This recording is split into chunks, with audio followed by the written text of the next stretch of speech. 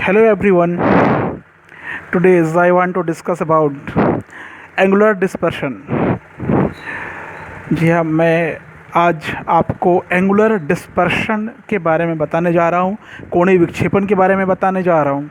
इससे पहले वीडियो आपने अगर देखा था तो आपको मैंने बताया था कि कैसे डिस्पर्शन ऑफ लाइट होता है, कैसे स्पेक्ट्रम प्राप्त किया जाता है, क्या कारण होता है उस स्पेक्ट्रम का, एटसेट्रा मैंने बताया था। इसके लास्ट वीडियो में आपने देखा रहा होगा।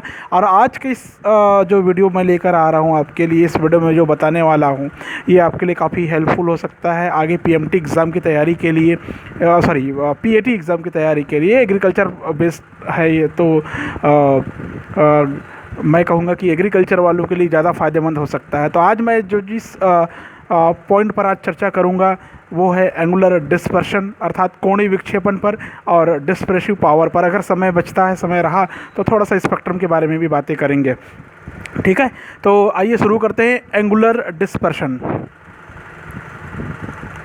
Angular dispersion. आप पूछेंगे भैया आप कि आपको ये थोड़ा सा लगेगा कि ये एंगुलर डिस्पर्शन होता है क्या है? डिस्पर्शन तो हमने पढ़ा, डिस्पर्शन ऑफ लाइट, लेकिन ये एंगुलर क्या है? तो एंगुलर मीन्स होता है कोण, कोणीय।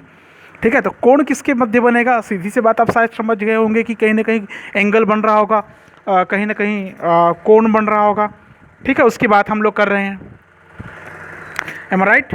तो मैं फिर से उसी जगह से शुरू कर रहा हूँ जहाँ पर मैंने लास्ट वीडियो ख़त्म किया था, और उसका एक डायग्राम मैं यहाँ पर लेना चाह रहा हूँ। और कुछ इस प्रकार का डिस्पर्शन ऑफ लाइट का डायग्राम था। Once again draw this picture first.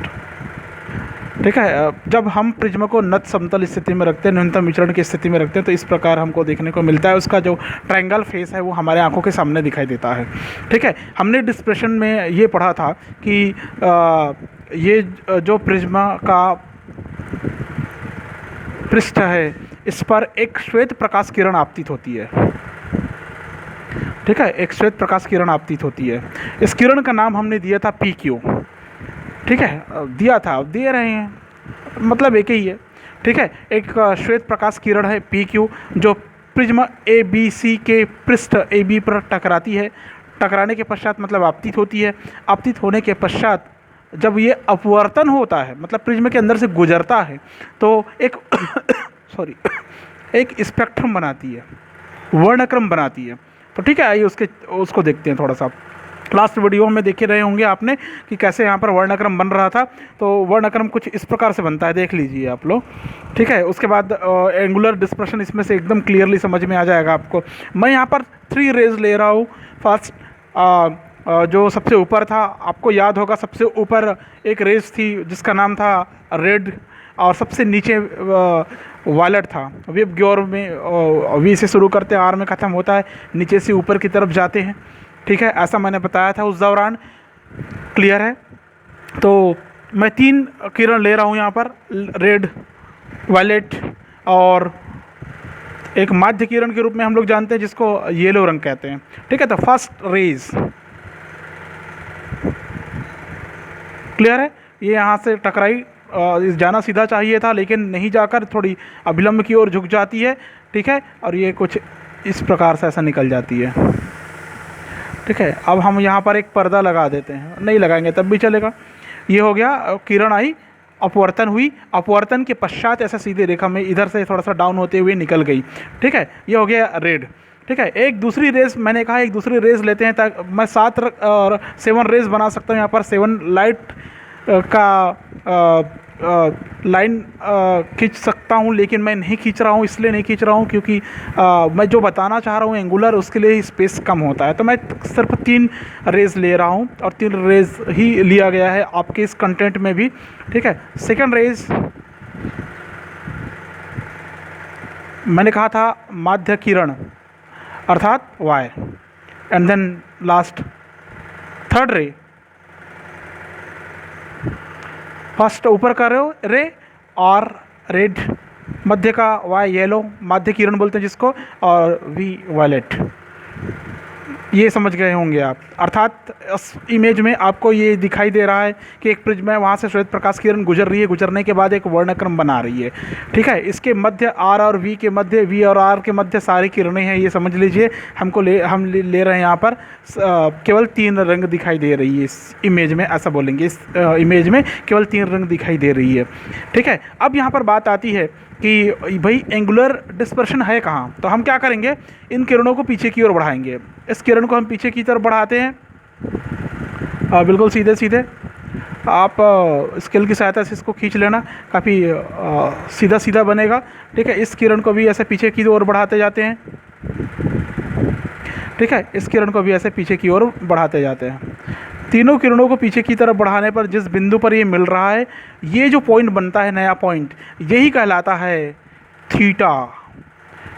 It means angular dispersion. अर्थात बैंगनी रंग वायलेट एंड देन लाल रंग रेड प्रकाश किरणों के बीच बने हुए कोण को कोणीय विक्षेपण कहते हैं। रेड और वायलेट के बीच बने हुए कोण को कोणीय विक्षेपण कहते हैं। क्लियर है? ये जो कोण है ये बताता है कि ये जो स्पेक्ट्रम है वो कितना फैला हुआ है, इसमें फैलाव कितना हुआ है, कितना बड़ा इमेज बना रहा है, कितने बड़े भाग में फैले हुए ये दिखाई दे रहे हैं, एट्सेट्रा। तो आप यहाँ पर समझ गए होंगे कि यहाँ पर क्या दिखाई दे रहा है आपको, थीटा। थीटा है कोणीय विक्षेपण। बैंगनी और लाल रंग के प्रकाश किरणों के बीच बने कोण को हमने कहा कोणीय विक्षेपण। ठीक है, क्लियर है? अब माना कि जो वायलेट है और रेड कलर है, इसका विचलन, वायलेट का विचलन, वायलेट कलर का विचलन, विचलन मतलब डेल, वायलेट कलर का विचलन डेल वी होगा, वायलेट है इसलिए। एंड देन रेड कलर का विचलन या deviation, deviation del R, red है तो आर रेड। आप समझ रहे होंगे। ठीक है, क्या हो गया, एक डेल वी डेल आर। और आप इसका तात्पर्य आप समझ रहे होंगे कि इसका विचलन कोण है बैंगनी रंग का और ये लाल रंग का विचलन कोण है। ठीक है, तो यहाँ पर कोणीय विक्षेपण थीटा बराबर हो जाएगा, थीटा इक्वल टू हो जाता है on the basis of definition कि बैंगनी और लाल रंग की प्रकाश किरणों के बीच बने कोण को कोणीय विक्षेपण कहते हैं। अर्थात बैंगनी रंग का विचलन डेल वी और लाल रंग का विचलन डेल आर के अंतर को कोणीय विक्षेपण या एंगुलर डिस्पर्शन कहते हैं। क्लियर है? बराबर बराबर बार बार देख सकते हैं आप इसको। वीडियो जो बन रहा है उसको प्ले पॉज करके देख लेना आप। मैंने जो कहा, मैंने कहा कि बैंगनी और लाल रंग के विचलन कोण के अंतर को थीटा कहते हैं, अर्थात कोणीय विक्षेपण कहते हैं। समझ में आ गया? अब आते हैं आगे। बैंगनी रंग और लाल रंग की प्रकाश किरणों के लिए प्रिज्म के पदार्थ का अपवर्तनांक, वायलेट एंड रेड के लिए, बैंगनी और लाल रंग के लिए प्रिज्म के पदार्थ का अपवर्तनांक म्यू क्या होगा? म्यू होगा क्रमशः वायलेट के लिए म्यू वी और रेड के लिए म्यू आर। क्लियर है? वायलेट एंड रेड के लिए प्रिज्म के पदार्थ का अपवर्तनांक क्या होगा? म्यू वी और म्यू आर होगा। यदि प्रिज्म पतला है, प्रिज्म पतला है तब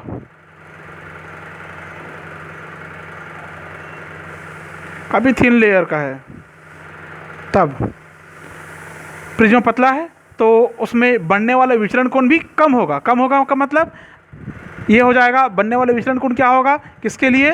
पहले बैंगनी रंग के लिए देखते हैं। इस बैंगनी रंग के लिए इसका विचलन कोण क्या होगा? डेल वी इक्वल टू हो जाएगा प्रिज्म के पदार्थ का अपवर्तनांक। आपने एक फार्मूला डिस्कवर किया था, उसके बेस पे म्यू वी -1 इंटू ए। आपको फार्मूला अगर याद होगा तो मैं बता देता हूँ। वहाँ पर डेल एम इक्वल टू हमने डिस्कवर किया था, अगर याद होगा आपको तो ये मैं यहाँ पर लिख देता हूँ। डेल एम इक्वल टू हमने डिस्कवर किया था म्यू -1 इंटू ए, अर्थात प्रिज्म के पदार्थ के अपवर्तनांक और प्रिज्म के कोण पर निर्भर करता है डेल एम, न कि आपतन कोण पर, ऐसा आपने पढ़ा था। तो इस फार्मूला के बेस पे डेल एम विचलन कोण, किसका विचलन कोण? बैगनी रंग का विचलन कोण। विचलन कोण क्या होगा, मतलब प्रिज्म के पदार्थ का अपवर्तनांक इस डेल वी के लिए म्यू वी माइनस 1 इंटू ए होगा, ठीक है। तथा दूसरे रंग लाल के लिए डेल आर इक्वल टू हो जाएगा mu R minus 1 into A हो जाएगा। क्लियर है, आप समझ रहे होंगे। यहाँ पर ए को आप लिख सकते हैं there are A equal to angle of prism, prism का कोण है, प्रिज्म का कोण है, प्रिज्म का एंगल है, ठीक है। अतः कोणीय विक्षेपण क्या होगा, अतः थीटा इक्वल टू क्या होगा, अतः ऐसा लिखता हूँ एंगुलर डिस्पर्शन क्या होगा, एंगुलर डिस्पर्शन ऊपर निकाले थे ना आप, थीटा इक्वल टू, तो one second right them del V minus del R. Clear है, del V minus del R. Clear है। अब यहाँ पर हम मांग रखेंगे डेल वी का प्रिज्म के पदार्थ, डेल वी मतलब बैगनी रंग के प्रकाश के लिए, बैगनी रंग के विचरण के लिए उसका प्रिज्म के पदार्थ का अपवर्तनांक था mu V minus 1 into A. तो मान रख देती है इसमें, put value of del V रखिए, del V value of del V mu V minus 1 into A in bracket close A and then minus del R का जो अपवर्तन एंगुलर डिस्पर्शन होगा उसका एंगल ऑफ डिविएशन होगा mu R minus 1 in bracket close A. Clear है, ये एक formula आपको फिर मिलता हुआ नज़र आ रहा है, ठीक है। देखिए ये कहाँ तक जाता है, ये आपको समझ में आ रहा होगा कि क्या बताने का प्रयास किया जा रहा है इसमें, ठीक है। अब आगे चल रहे हैं अपन। अब आपको तो सामान्य गुणा भाग तो आता ही होगा, फिर भी मैं कर देता हूँ क्योंकि मैं इसको एक्सप्लेन कर रहा हूँ। अब क्या करेंगे, हम ब्रैकेट तोड़ेंगे तो क्या हो जाएगा, म्यू वी इंटू ए हो जाएगा, मल्टीप्लाई करेंगे तो माइनस 1 का मल्टीप्लाई ए से, तो म्यू वी ए माइनस 1 ये आ गया, ठीक है। सॉरी, इन ब्रैकेट तोड़े हमने, तो फिर माइनस लगा दिए यहाँ पर।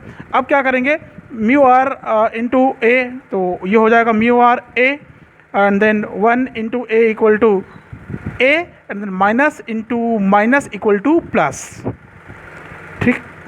समझ में आ रहा होगा आपको। अब क्या हो जाएगा, माइनस ए से प्लस ए कैंसिल हो जाएगा, minus A plus A cancel, बचा क्या, mu V A minus mu R A, ये बचा। क्लियर है। अब दोनों में कॉमन क्या निकल रहा है, ए निकल रहा है, बचेगा क्या, mu V minus mu R into A. Clear है। अर्थात आपने एक फार्मूला यहाँ पर डिस्कवर कर लिया है। मैं फिर से एक बार राइट कर रहा हूँ इसको, ये फार्मूला आपको मिला mu V minus mu R into A. Clear है, आप समझ रहे होंगे, ये एक फार्मूला आता है। अर्थात थीटा किसको बोला गया है, एंगुलर डिस्पर्शन को बोला गया है। अर्थात प्रिज्म के कोण, थीटा जो होता है प्रिज्म के कोण और उसके पदार्थ पर निर्भर करता है। किस पर निर्भर करता है, थीटा, प्रिज्म के कोण ए और उसके पदार्थ पर निर्भर करता है थीटा। आप इसको स्टेटमेंट के रूप में लिखेंगे, शब्दों में लिखेंगे, कोणीय विक्षेपण का मान, ऐसा लिखेंगे, कोणीय विक्षेपण का मान प्रिज्म का कोण ए और उसके पदार्थ पर निर्भर करता है। क्लियर हो गया, ठीक है। तो ये होता है यहाँ पर एंगुलर डिस्पर्शन खत्म, ठीक है। अब मैंने जैसे स्टार्ट में कहा था, वीडियो के स्टार्ट में आपको, कि डिस्पर्सिव पावर भी मैं बताऊंगा। तो आगे देखिए अब डिस्पर्सिव पावर क्या होता है,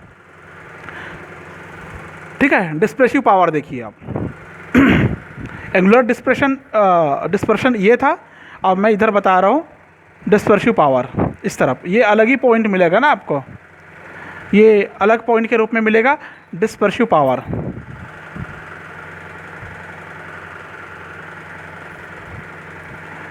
हिंदी में इसको कहते हैं हम लोग वर्ण विक्षेपण क्षमता।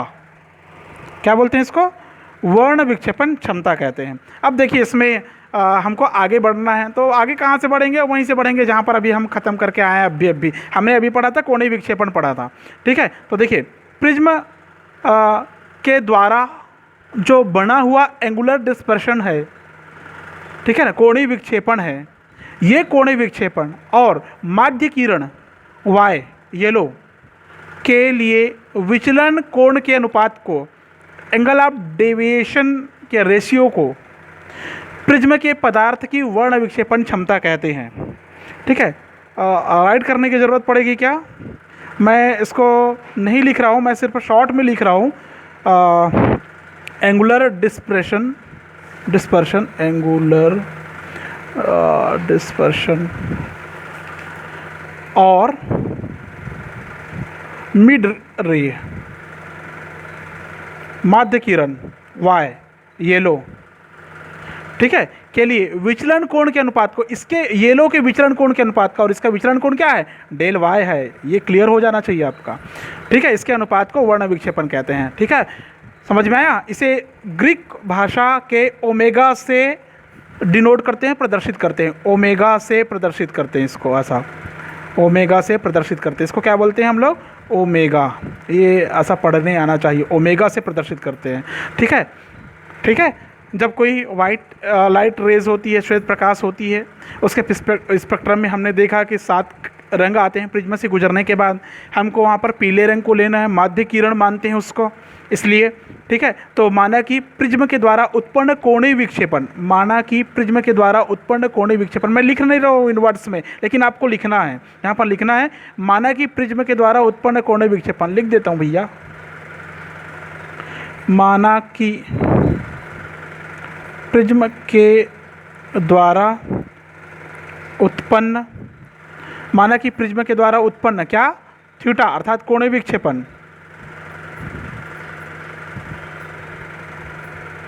कोणीय विक्षेपण है एवं पर्पल बोलता हूँ, बैगनी, जिसको आप लोग कहते हैं वायलेट। ठीक है, पीले, जिसको आप लोग कहते हैं येलो, सभी कहते हैं, आप ही लोग नहीं, हम भी कहते हैं। लाल, रेड। ठीक है, के लिए विचलन कोण, इन सब के लिए विचलन कोण, विचलन कोण मतलब डेल, क्या क्या होगा?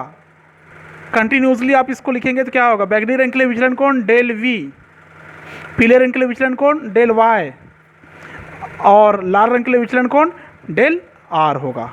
क्लियर है? तब इस परिभाषा से, कौन सी परिभाषा से? डिस्प्रेसिव पावर की परिभाषा से आपने ऐसा पढ़ा क्षमता में कि प्रिज्म के द्वारा उत्पन्न कोणीय विक्षेपण, प्रिज्म के द्वारा उत्पन्न कोणीय विक्षेपण मतलब थीटा, इधर वाला, प्रिज्म के द्वारा उत्पन्न कोणीय विक्षेपण मतलब थीटा। क्लियर है? और माध्य किरण, पीले रंग को माध्य किरण माना गया है, पीले रंग के प्रकाश को माध्य किरण के लिए विचलन कोण के अनुपात को, माध्य किरण के लिए विचलन कोण, तो इसका विचलन कोण अभी मैंने बताया डेल वाई। ठीक है, के अनुपात को विक्षेपण क्षमता कहते हैं। अब यहाँ पर अपन लिख सकते हैं, एक बार फिर से लिखते हैं, प्रिज्म के पदार्थ की विक्षेपण क्षमता, कौन सी पदार्थ की? प्रिज्म के पदार्थ की विक्षेपण क्षमता, प्रिज्म के पदार्थ के विक्षेपण क्षमता बराबर होगा, मैं नीचे लिख रहा हूँ, ऐसा लिखता हूँ, चलो, बराबर कोणीय विक्षेपण, सॉरी, कोणीय विक्षेपण, एंगुलर डिस्पर्शन, ठीक है, और माध्य किरण के विचलन कोण के अनुपात को, माध्य किरण का विचलन कोण, माध्य किरण का विचलन कोण, ऐसा लिखता हूं मैं। ठीक है, एंगल ऑफ डेविएशन। तो हमने अभी प्रिज्म की पदार्थ की जो विक्षेपण क्षमता पढ़ा, उसको हम ओमेगा से प्रदर्शित करते हैं। किससे प्रदर्शित करते हैं? ओमेगा से प्रदर्शित करते हैं। जब हम इसको ओमेगा से प्रदर्शित करते हैं तो इस फार्मूला के आधार पर क्या हो जाएगा? Omega equal to theta upon माध्य किरण के विचलन कोण क्या है? Del Y. क्या है? Del Y. ठीक है, ये आपको समझ में आ रहा होगा। मैं थोड़ा सा आगे बढ़ा देता हूँ इसको। ये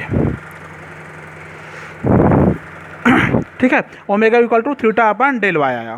क्लियर है? अब ये जो आया है omega equal to theta upon del Y, आपने थीटा का मान भी निकाले हैं। ठीक है, या क्या निकाले? थीटा बराबर, अगर आपको याद होगा तो, सॉरी, ओमेगा इक्वल टू हो जाएगा यहाँ पर, ओमेगा इक्वल टू थीटा बराबर आपने वहाँ पर निकाला था, एंगुलर डिस्पर्शन बराबर होता है del V minus del R. ठीक है ना, इसके अंतर को बैगनी और लाल रंग के प्रकाश के विचलन कोण के अंतर को कोणीय विक्षेपण कहते हैं। तो थीटा बराबर हो गया, और इस डेल वाई का विचलन क्या होगा? डेल वाई का डेल वाई ही रहेगा। ठीक है, अब ये कहते हैं कि यदि बैंगनी, लाल और पीले प्रकाश के लिए प्रिज्म के पदार्थ का अपवर्तनांक, ठीक है, कौन कौन से प्रकाश के लिए? बैंगनी, पीले तथा लाल रंग के प्रकाश के लिए प्रिज्म के पदार्थ का अपवर्तनांक म्यू, प्रिज्म के पदार्थ का अपवर्तनांक म्यू क्या होगा? क्रमशः लाइन से लिखे हैं तो ऐसी लाइन से लिखेंगे। v का क्या हो जाएगा? म्यू v, y का क्या हो जाएगा? म्यू y, और r का क्या हो जाएगा? Mu r। क्लियर है? तो ये हो गया प्रिज्म के पदार्थ का अपवर्तनांक अलग अलग रंगों के लिए। बैंगनी के लिए म्यू v, येलो के लिए म्यू y, और इसके लिए म्यू r। क्लियर है? तो ये आप अब मान रखिए। कैसे मान रखेंगे? विचलन कोण हमने मतलब अपवर्तनांक हमने ज्ञात किया। किसका किसका? बैंगनी, लाल और पीले प्रकाश का अपवर्तनांक हमने ज्ञात किया। क्लियर है? और हमने वहाँ पर विचलन कोण क्या पढ़ा था? डेल वी का विचलन कोण क्या पढ़ा था? मैं फिर से रिपीट कर देता हूँ इसको। डेल वी का विचलन कोण, ये यूज़ हो चुका है ना, फिर से दोबारा आ रहा है। डेल वी मतलब बैंगनी रंग के प्रकाश का विचलन कोण किस पर निर्भर करता है? प्रिज्म के अपवर्तनांक और प्रिज्म के कोण पर। ठीक वैसे ही पीले रंग के प्रकाश का अपवर्तनांक, पीले रंग के प्रकाश का विचलन कोण किस पर निर्भर करता है? प्रिज्म के पदार्थ के अपवर्तनांक y है ना, y और प्रिज्म के कोण पर निर्भर करता है।